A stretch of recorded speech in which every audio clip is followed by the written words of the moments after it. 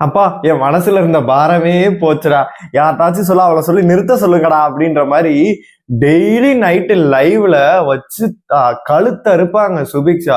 Beat boxing பண்றேன் அப்படின்னு சொல்லிட்டு ஒரு வழியா அவங்க தம்பி உள்ள வந்து பாத்தீங்கன்னா சொல்றாரு, அதை பண்ணாத, கேவலமா இருக்கு அப்படின்ற மாதிரி.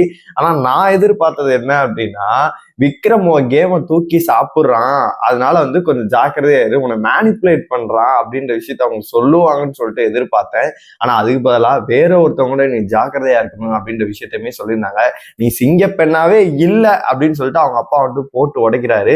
விக்ரம் வீட்டுல இருந்து வந்தப்போ வந்து பாத்தீங்கன்னா நிறைய விஷயங்கள் வந்து ஷேர் பண்ணியிருக்காங்க. எல்லாத்தையுமே நம்ம ஃபுல்லாவே பார்த்தலாம். ஹாய் மக்களே, நான் உங்க ஷேர் நிறைய பேர் வீடியோ பாக்குறீங்க, லைக் பண்ணாம பாக்குறீங்க. லைக் பண்ணிட்டு பாத்தீங்க அப்படின்னா ரொம்ப சந்தோஷமா இருக்கும். ஹைப் இருக்கும், ஹைப்பை கூட தட்டி விடுங்க. விக்ரம் வீட்டுல இருந்து வந்து பாத்தீங்கன்னா அவங்களோட ஒய்ஃப் அப்பா அம்மா வந்து வந்திருந்தாங்க. அதுக்கப்புறம் அவங்க ஃப்ரெண்ட்ஸு வந்து பாத்தீங்கன்னா இந்த போன தடவை மாதிரி பாத்தீங்கன்னா ஃப்ரெண்ட்ஸ் கேங் வந்து ஒரு நாள் வந்தாங்கல்ல, அந்த மாதிரி வருவாங்க அப்படின்னு சொல்லியிருக்காங்க. வெயிட் பண்ணி பார்க்கலாம் இன்னைக்கோட இறுதியில. ஃபைனலா ஒரு வழியா பார்வதியோட அம்மா வீட்டை விட்டு வெளியில போயிட்டாங்க. நம்மளுக்கு கிடைச்ச தகவல், அவங்க லைவ்ல நான் பார்த்தது, நேத்துல இருந்து வந்து பார்க்கும்போது அவங்க ஒரு மாதிரி குரூப்போட சேர்ந்து ஒரு ஆக்டிவிட்டி பண்ணதா இருக்கட்டும், திருக்குறள் சொன்னதா இருக்கட்டும், ஆத்திச்சூடி சொன்னதா இருக்கட்டும், அவங்க அம்மா வெளியில உட்காந்து உள்ள பார்வதி கட்டி பிடிச்சிட்டு இருந்ததா இருக்கட்டும், இதெல்லாம் பார்க்கும்போது அவங்க அம்மா பிக் பாஸ் பார்க்கல. அதுதான் உண்மை. அவங்க ஒண்ணு பார்த்திருந்தாலும், ஒரு கிளிப்பிங்க பார்த்திருந்தாலும் செருப்பை கட்டி அடிச்சிருப்பாங்க.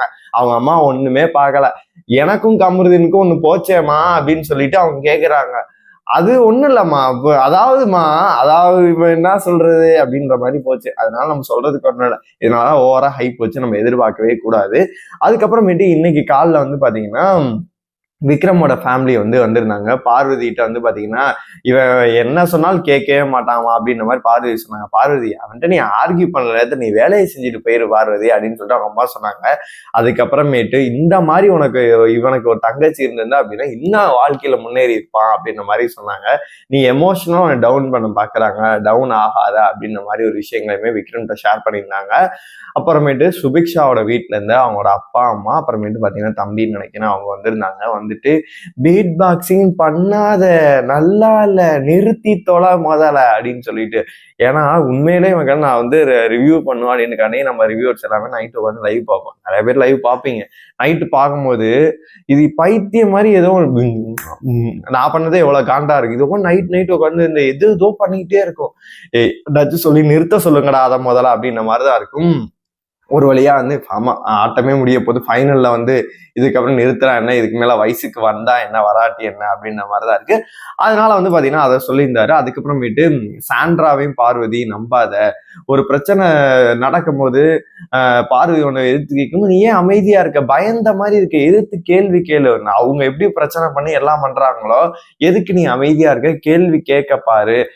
விக்ரம்கிட்ட எவ்வளவு பாண்டிங்கோட எல்லாம் இருக்கியோ அதே மாதிரி கமருதீன்ட்டையும் வினோத்டையும் இரு அப்படின்ற மாதிரி ஒரு விஷயத்த அவர் தம்பி சொல்லியிருந்தாரு.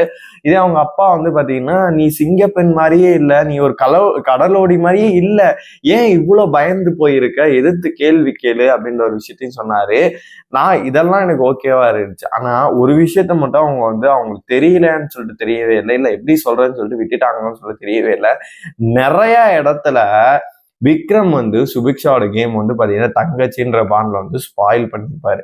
அந்த ஒரு தடவை அவங்களுக்கு ஒரு மாதிரி ஆச்சு இல்ல, அதுக்கு காரணமே விக்ரம் தான். இவன் தான் போயிட்டு உன்னோட கேம் வந்து அரோரா தூக்கி சாப்பிடுறாளே அப்படின்னு சொல்லிட்டு மேனிப்புலேட் பண்றது, இந்த மாதிரி விஷயங்கள். அந்த பொண்ணுக்கு அதுவுமே தெரியலவே இல்லை. விக்ரம் சொல்றது எல்லாம் அப்படியே நம்பிடுது. ஏன்னா விக்ரம் ஆல்மோஸ்ட் ஒரு யூடியூபர் இல்லையா, மிகப்பெரிய ஒரு சேனல் வச்சிருக்காரு இல்லையா. இந்த பொண்ணு இப்பதானே வளர்ந்து வருது, வெளியில வந்த பிறகு நம்மளாம் சேர்ந்து ஒரு யூடியூபா பண்ணலாம், தங்கச்சிக்கு வாய்ப்பு கொடுக்க கூட பண்ணுவார்னு நினைச்சா அது நினைச்சான்னு சொல்லிட்டு தெரியல. அதனால மேனிப்புலேட் பண்ற இந்த பொண்ணு அதெல்லாம் நம்பிக்கிட்டு அரோரா நம்மளை பீட் பண்றாளோன்னு நினைச்சுக்கிட்டு அரோரா போயிட்டு ஓட்டெல்லாம் பண்ணுது. அதனால அந்த விஷயத்த வந்து அவங்க சொல்லவே இல்லை. மேபி இன்னும் வீட்டுக்குள்ள வந்து அவங்க வரல, ஈவினிங் தான் வராங்க. இப்படி மேபி வேற எதுவும் சொல்றாங்கன்னா 1 hour ஷோலாம் கட் பண்ணிடுவாங்க, லைவ்ல தான் இருக்கும், நான் பார்த்து உங்களுக்கு அப்டேட் பண்றேன். அதை தான் ஃபர்ஸ்ட் சொல்லணும். இண்டிவிஜுவலா வந்து அவங்க கேம் வந்து விளையாட மாட்டேங்கிறாங்க. நிறைய இடத்துல வந்து விக்ரம் வந்து பாத்தீங்கன்னா சுபிக்ஷா வந்து மேனிப்புலேட் பண்றாரு. அந்த விஷயம் தெரியாமலே வந்து பாத்தீங்கன்னா சுபிக்ஷா போயிட்டு இருக்காங்க. ஆல்மோஸ்ட் இந்த வாரம் வெளியில போறாங்க. இதுக்கு மேல வயசுக்கு வந்தா என்ன, வராட்டி என்ன, இதுக்கப்புறம் நீ கேமை புரிஞ்சு ஆடி என்ன கோப்பையை அடிக்க போற, வெளியில தான் போக போற அப்படின்ற மாதிரிதான் இருக்கு.